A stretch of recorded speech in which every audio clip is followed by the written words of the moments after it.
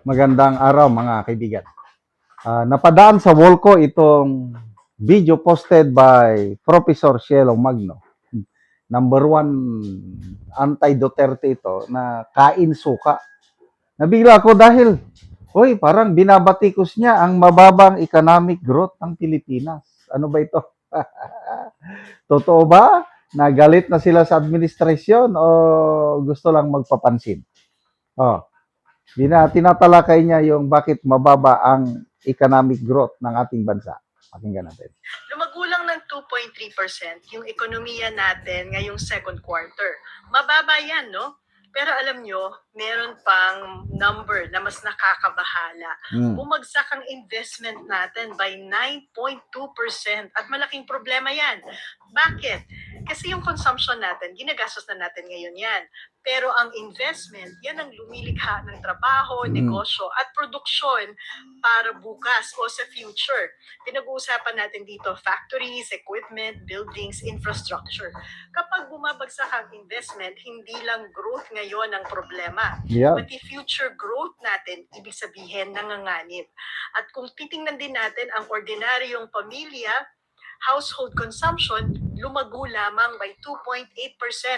Anong ibig sabihin nito? Ibig sabihin, maraming pamilya ang nagtitipid.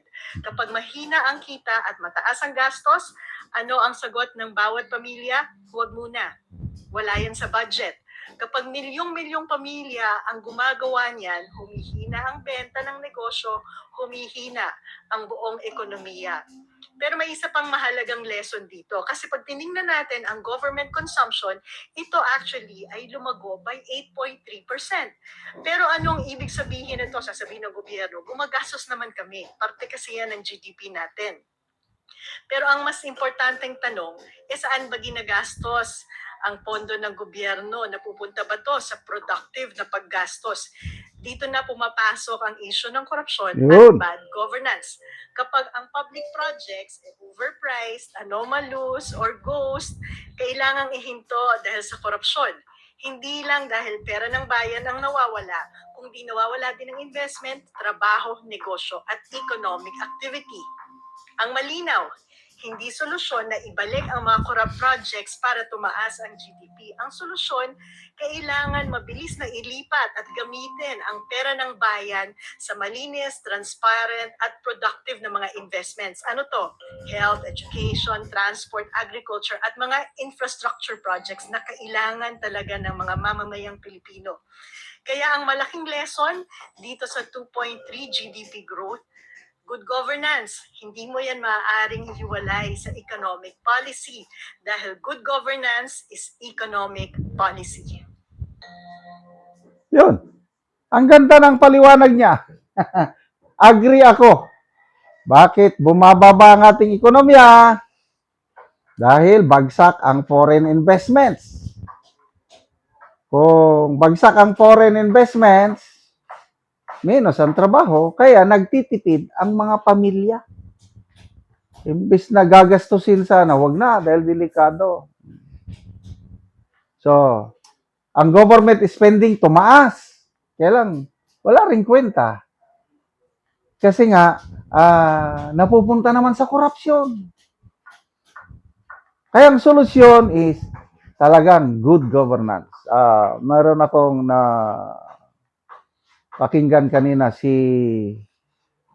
dating Deputy Bangko Sentral Deputy Governor Ginny Gondo, isang economist, kung bakit mababa ang ating economic growth is because of bad governance ng administrasyong ito sa talamak na korupsyon. Kaya ang sinasabi ni Professor Cielo Magno, parehas sa sinasabi ni dating Bangko Sentral Deputy Governor Ginny Gondo. It's because of bad governance. Anong sabi ng palasyo? Nalulungkot lang daw sila. Dahil ang paglago ng ekonomiya ay hindi mas mababa sa kanilang inaasahan. Excuse me ha. So hanggang ganun lang. Nalulungkot. May maasahan pa ba tayo na pagbabago sa governance? Tingin ko wala na. Kasi ang focus ng administrasyon hindi talaga yung palaguin ang ekonomiya. Ang main focus nila is politics, survival. Paano nila mapaghandaan ang 2028? Yan ang focus. Kaya yung ginagawa nila ngayon, mga pakitang tao lang yan. There can never be good governance, lalo na ngayon, yung flood control scam na yan. Kanya-kanyang takip, o kanya-kanyang palusot, kanya-kanyang Martin Romualdez. Inaasahan natin na sasampahan ng kaso. Totohanan, anong nangyari? Biglang bumaliktad ang 4 na Marines. So dahil bumaliktad, anong mangyari? Baka masyado nang mahina ang kaso. Kasi ang batayan sa pagsampa ng kaso kay Romualdez ay itong mga testimonya ng Brave 18 Marines. O ngayon, isasampa pa rin daw. Anong mangyari? Baka ibasura lang ng Sandigan Bayan ang kaso dahil mahina ang ebidensya. Dahil bumaliktad yung mga Marines. So, ano ngayon? Totohanan ba? Itong transparency, accountability? I don't know. Sana nga totoo.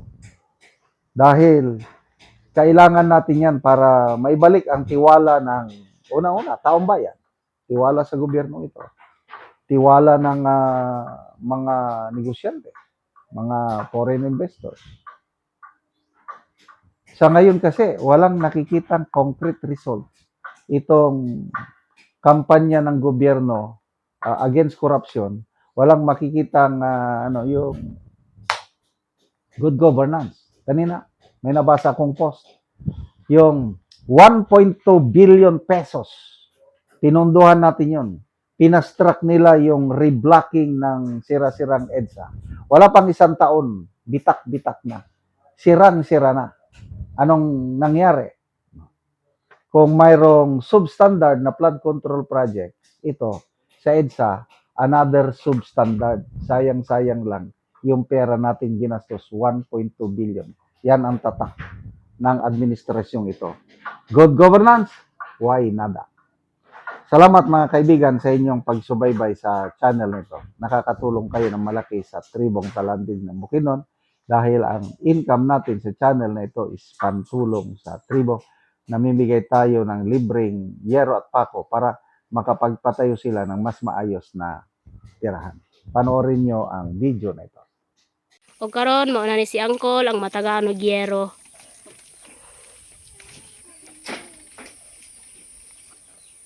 O so mo ni ang balay ni Angkol nga kuan lang, kawayan lang tanan, kawayan. O so among gitagaan og yero aron pud makaatop siya. So mo ni ilang kahintang nga kawayan lang ang ilang atop. O apil pod ang ilang dingding kawayan. So makita gid nimo nga luoy gid kay sila. So apil pod ang ilang abuhan. So mo nilang ilang abuhan. So kawayan lang pod ang ilang atop. Og karon ko unsay imong masulti nga natagaan kag yero nga nasurvey gid namo ang imong balay. Salamat sa Ginoo nga natagaan kog supply sa kuan. Kung wala ang tabang nga sin di pag yun ni mailisan. O so kawayan lang yun ang imong kuan atop. So magpasalamat ka sa Ginoo kay natagaan kag yero, Kol. Pila na imong edad, Kol? Si Angkol 51 daw iyang edad. So na kay anak, Kol? Sila, Kol, imong anak? Duha. So si Angkol na anak duha. So mo ni ang ilang kahimtang. So dako kay ang pasalamat nga bisan sa ilang layo kaya ang ilaha, so naabtan gihapon sila sa panghatag og sin.